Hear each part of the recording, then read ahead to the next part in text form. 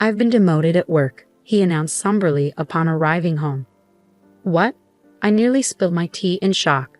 His company's recent poor performance and impending restructuring had hinted at potential personnel changes, but I never anticipated it hitting Scott directly. Nevertheless, I felt it was crucial to stand by him during such trying times as his wife. "Well, perhaps it's just a stroke of bad luck. Times are tough, and I'm also working, so let's not fret," I replied, trying to maintain a cheerful demeanor. "I'm Catherine, 50 years old, currently employed full-time in the back office. I reside with my husband Scott, who is 2 years my senior, our high school sophomore daughter Julia, and my 72-year-old mother-in-law Ethel. While Ethel and I may not always see eye to eye, our interactions are limited to when I'm home since I work outside, so I've chosen not to dwell on it. To my daughter, I advised, 'Your dad is feeling a bit down because of the demotion, but let's try to carry on as usual around him.' However, Scott began to unload his frustrations, and as the saying goes, people often vent their frustrations on those closest to them, those they trust the most. And unfortunately, I became the recipient of it all. The following day, while cleaning the hallway on my day off, he passed by and suddenly remarked, 'You've put on weight since we got married, haven't you?' Huh? Well, I'm 50 after all. Even the gynecology pamphlets mention that women tend to gain weight around menopause. But according to my company's health checkup, I'm not overweight," I retorted. Then came his heartless words, "Forget the health checkup. Your figure is too unsightly. You're just being lazy.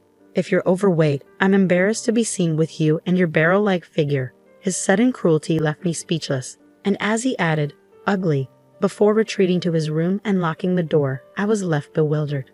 What? What's happening all of a sudden? I pinched my own side in disbelief. I can pinch it. When I squeeze it between my thumb and forefinger, it fits snugly, and I can tell that I've gained more than enough. But why now all of a sudden?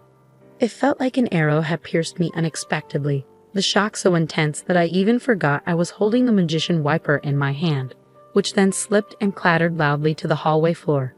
From that day onward, Scott's treatment of me grew increasingly harsh. To exacerbate matters, my mother-in-law seemed to have overheard the argument from that weekend and decided to intervene. Then tensions escalated further. As I ascended the stairs with a basket of laundry intending to hang the clothes, my mother-in-law awaited me not at the bottom, but at the top of the stairs. She would make remarks like, "Oh, how dreadful. If only you weren't so overweight, we could pass each other on the stairs. I wouldn't have to wait here because your obesity restricts the space for both of us." Moreover, during dinner when I served fried chicken, she'd comment, "Isn't this what's contributing to your weight gain?" and promptly remove my plate. Instead, she'd suggest that only the three of us who weren't overweight should eat. My gynecologist had mentioned that after middle age, one tends to either gain weight or lose it, yet my mother-in-law remained on the thin side. She was as slim as a dried-up tree, but I managed to tolerate her incessant taunts. Such annoyances had become routine, so I had grown somewhat accustomed to them. What truly wounded me, however, was my husband's behavior. Since that incident, Scott ceased speaking to me. There were no expressions of gratitude or compliments, not even when I served him breakfast. He simply ate in silence and then left the table. He would enter and exit the bathroom without uttering a word. Though we still shared the bedroom, he would merely turn his back to me and immerse himself in his smartphone. I couldn't bear being treated as though I were invisible. One night, summoning my courage in the bedroom, I asked, "Is there a reason you're ignoring me?" His response was cold. "Not really, but I prefer not to engage with anyone other than humans." He continued, "I don't want to be associated with a family member who is this overweight. If you truly care about me, you'll shed some pounds." What? His words left me disheartened. But it's inevitable with age, you understand that, don't you? Even though I walk 1.2 miles for my commute, I'm doing my best in my own way. Despite my efforts to combat the weight gain that often comes with aging, he coldly turned his back, dismissing my struggles. "If you're not seeing results, then it's as if you're not trying at all. Don't speak to me anymore." And with that, he truly stopped acknowledging my presence. Meanwhile, my mother-in-law persisted in taunting me about my weight. Whenever meat, fruits, or rice were served, she'd question, "Are you permitted to eat that? Do you realize?" Eventually, I found myself restricted to salads and boiled vegetables. Scott remained silent throughout, merely moving his chopsticks without a word. It seemed my marriage was nearing its end. During my spare moments, I began packing my belongings.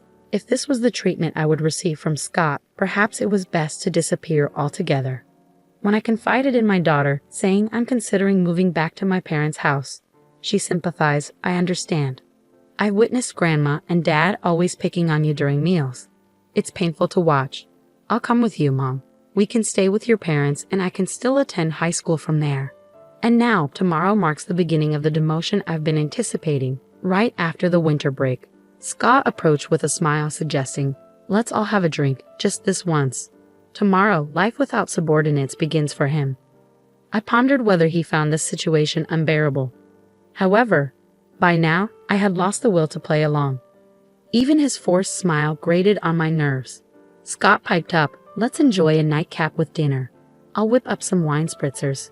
It might have been the first time he had directly addressed me since the demotion announcement. He continued, Julia can have juice, and I'll fix you a wine spritzer too, Catherine. He then placed the prepared drinks at 3 spots on the table. Odd, why the sudden change? As Scott momentarily turned his back to search for the TV remote, I discreetly sniffed the drink he had poured. What? I detected a faint scent, unmistakably familiar. I knew it from my own culinary endeavors. How could he even think to serve me this? I refused to tolerate it any longer. Between my mother-in-law's constant harassment and my husband's neglect, I had reached my limit. The sight of the wine spritzer pushed me over the edge. Scott, could you please grab the camembert cheese from the fridge? It's from the local dairy farm, and it's absolutely delicious. I'm grateful for this family time. Would you mind fetching it? I requested, hoping he would contribute at least this much to our moment of togetherness. As Scott made his way to the fridge, I took the opportunity to swap my drink with the one on the seat to my right. It was Ethel's seat. Upon his return with the cheese, I announced, now that we have our snacks ready, I'll go fetch Julia and mother-in-law, loud enough for them to hear. Dinner's served. The two of them joined us in the dining room and took their seats, creating an appearance of a typical family dinner. Except, I didn't have any meatloaf or cornbread salad. Instead, we had stewed chicken soup, camembert cheese, and wine spritzers. Julia opted for juice. Let's dig in, Julia broke the silence, while Scott and my mother-in-law remained silent. I took a sip of the wine spritzer Scott had prepared, noticing him watching me closely. With a smile, I remarked, yeah, it's quite good. Huh? Scott muttered something under his breath, but I chose to ignore him. Instead, I focused on my salad before taking another sip of the wine spritzer. Suddenly, a stream of red liquid shot out from my mother-in-law's mouth, resembling Godzilla's fiery breath. Wait, Grandma, what happened? My daughter exclaimed, rising from her seat in surprise. Some of the liquid splattered onto her salad. Did you choke? Are you okay? Julia quickly fetched a towel and returned, offering it to my mother-in-law, who wiped her mouth. However, her reaction was one of disbelief. What? What is this? Grandma, your mouth, it looks like spicy cod roe, my daughter observed, growing increasingly concerned. Hey you! He put it in my drink, my mother-in-law shrieked, attempting to grab me, but I coldly brushed her hand away. It wasn't me, Scott made it, I stated firmly. This dismissal, coupled with the revelation of Scott's involvement, seemed to stun her. What? My mother-in-law screamed, her lips still stained with sauce, before turning to glare at Scott, who was visibly trembling. Leaning towards him, I exerted some pressure by resting my hand on the table. You thought you could sneak it into the wine spritzer, didn't you? I could detect it slightly because I've encountered it before. That was a dash of hell, wasn't it? I confronted him sternly. A drop of hell? I picked it up at the food fair in Alabama. It might not be as renowned as death sauce, but with its subtle lime undertones, I found it more appealing for its homely flavor, I explained. That hint of lime was what I detected, indicating he had added a significant amount to the drink. My mother-in-law likely didn't notice due to the wine spritzer's aroma, or perhaps she mistook the lime scent for part of the drink's flavor. Regardless, this was an exceptionally malicious prank, incredibly vicious. Wait, Dad did that? Julia's expression was one of disbelief. I actually intended for Catherine to have it, Scott admitted. You should switch it with yours. Even if my mother-in-law is foaming at the mouth, it's out of line. Just because she realized it was meant for me, she wants to pass it off to me. I'm not touching that dangerous concoction, I asserted in a hushed tone, maintaining pressure on Scott. And then I confronted him. Explain why on earth you thought pulling such a stunt was acceptable, I recounted. You were putting on weight, and spicy food can boost metabolism. So I figured I'd give it a try, Scott reasoned. Pathetic. What a lame excuse, I scoffed. Did he truly believe such an explanation would suffice? It was utterly embarrassing. Under pressure, my husband hesitated, shifting his chair back slightly. I'm not crazy. This is a legitimate reason to support your diet. Here, swap your cup with mine and have a taste. I made it for you, he urged. Closing in, I saw him retreat. What are you implying? As the one who prepared it, you should be the one to sample it. Come on. Rising from my seat, I grabbed a cup containing the fiery concoction meant for my mother-in-law and tossed it in front of my husband. Setting it aside, I closed the gap once more. After ignoring me and treating me like I'm invisible for so long, did you honestly expect me to drink something you claimed to make with a smile out of the blue? Did that not occur to you in your empty head? Isn't it all too childish? Come on, taste it as the one who brewed it. Take some responsibility, I asserted, slamming the table. At the sound, my husband, perhaps hoping to evade further confrontation, rose from his chair and stepped back. Amidst the tense silence, a soft voice broke through. Both my husband and I turned to the source. It was our daughter, Julia. She began to speak, her words sounding strained as if she were forcing them out. Taking out your frustration on Mom, who supports you the most when work gets tough, and subjecting her to repeated cruel treatment. It's like a childish prank. I might not be supposed to say this to my parents, but it's too immature and unbearable to witness. Our daughter stood up, addressing her father directly. Is it wrong to struggle with weight? Mom wakes up early, walks to work, and even packs her own lunch. So it's not fair to say she's not making an effort, she continued, turning to face her grandmother. And you going along with it, taking away Mom's dinner like the fried chicken incident. What Grandma is doing is reminiscent of high school drama. It's embarrassing, she remarked firmly. At these words, a flustered Ethel began to offer a confused excuse. That's not it. I'm just concerned about Julia's mom not gaining any more weight. I want her to feel positively about herself in front of her granddaughter. Besides, Ethel, like Julia, is also struggling with weight. But Julia remained resolute. Compassion is about understanding and supporting the other person. It pained me to see Mom's dinner taken away, especially when she looked so upset. That's not compassion. Mom hasn't had any health issues in her checkups, yet taking away her food is just plain mean. Ethel fell silent, and it appeared Julia was finished addressing her for the time being. She turned her attention back to her father. Mom goes to the gynecologist regularly and stays active, yet Dad just brushes her aside because she's gained a bit of weight. What's up with that? His indifference creates such tension in the house. Can't you see it? Even Colonel Sanders and Aunt Stella from the cookie ads are on the plump side. Ever heard of happy weight? If Mom becomes a lovely grandmother like Aunt Stella as she gets older, I'd be overjoyed. When I have kids and she's a grandma, wouldn't it be wonderful to say, Mom, you've reached some happy weight, and share a laugh? That's my dream. Please don't ruin it for me, she stated matter-of-factly, her gaze icy. Despite their blunt delivery, her words warmed my heart like hot milk with cookies. It was pitiful to witness a father admonished by his own daughter. And one more thing, she addressed her father directly. If you're going to disregard someone because of weight gain from aging, remember, with your receding hairline, you could easily be overlooked yourself. The tension in the room was palpable. Her sharp words left a chill in the air, making the living room feel as cold as ice. It seemed she had said all she needed to. Afterward, she turned to me. That's enough, Mom. It's time to let it go. It'll be better for you. Her words caught me off guard. Let it go. Yes, I should let it go. As I mentioned earlier, my dream is to see you holding my child, saying you've gained some happy weight and sharing a laugh. For my sake, I want you to be happy because that's part of my dream. So please, let it go. Be happy and fulfill my dream. Her words filled my heart with warmth. Each word she spoke brought me such joy that I no longer cared about being ignored by my husband, the fat shaming from my mother-in-law, or the drink incident. Warm tears streamed down my cheeks.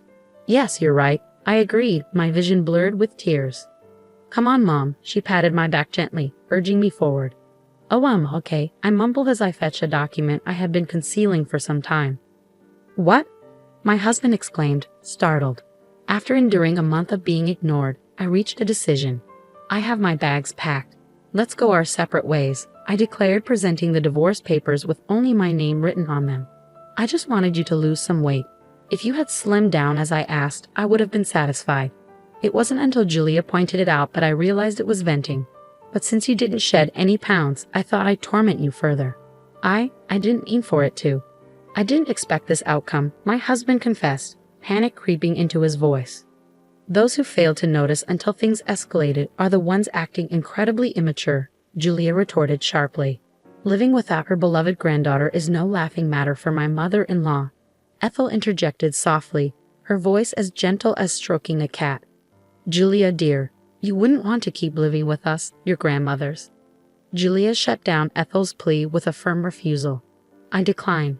I no longer wish to share the same space as people who behave like middle schoolers. Wait, okay, hold on. I understand. I'll taste it, as you suggest. I'll take responsibility as the one who prepared it, Scott conceded, picking up the glass before him and downing its contents in one gulp. Scott, much like Ethel earlier, ejects a stream of the red liquid from his mouth, leaving him with a set of lobster-like lips. There, see. I took responsibility, didn't I, Julia? Scott proudly declares. Julia captures a picture of them both with their lobster lips on her phone and remarks, "You both are so ridiculous. Mom, let's go," before swiftly exiting the living room. Yeah, I'll follow her lead, I agree. Left behind is a dinner table splattered here and there with the wine cocktail mixed with a drop of hell, along with a husband and mother-in-law sporting red lobster lips. I returned to my parents' house with Julia. Upon explaining the situation at home, both my mother and father are enraged and decide to confront Scott and Ethel. They return with the divorce papers, and I ultimately end up getting divorced. My ex-husband Scott's career hits rock bottom, with no notable achievements in his remaining years. It turns out he had a habit of ignoring issues he disliked, even with his subordinates, which ultimately led to his demotion, a revelation I only recently discovered. Meanwhile, my ex-mother-in-law Ethel, who had been difficult and seldom ventured outside, finds herself in a stalemate within their two-person household. Eventually, I received a call saying, "Things wouldn't be so dull if you and Julia were here." This sentiment is underscored by the 17 years that passed since Julia was born and we lived together. Please come back. I'll stop ignoring you. But I won't be returning. Enjoy indulging while you can. Once you have grandchildren, you'll have more physical work to do, my mother jokes with a smile. That's a good point. Today, like every day, I'm walking to work. Along the way, my boss drives by and stops the car, offering, "Need a ride?" "No, thank you. I'm sticking to my diet." "Just get in, Catherine," he insists. "I found a new boyfriend," I announce proudly. Both of us have experienced divorce, which has strengthened our bond and mutual understanding. Dieting is great and all, but being late would pose a problem, he mentions as he drives. "I've never been late before," I retort, puffing up my cheeks defensively. He glances at me and gently pokes my puffed-up cheek with his finger. "Give me the time you saved by riding in a car today for our conversation," he says with a playful smile, ever the chatty boyfriend.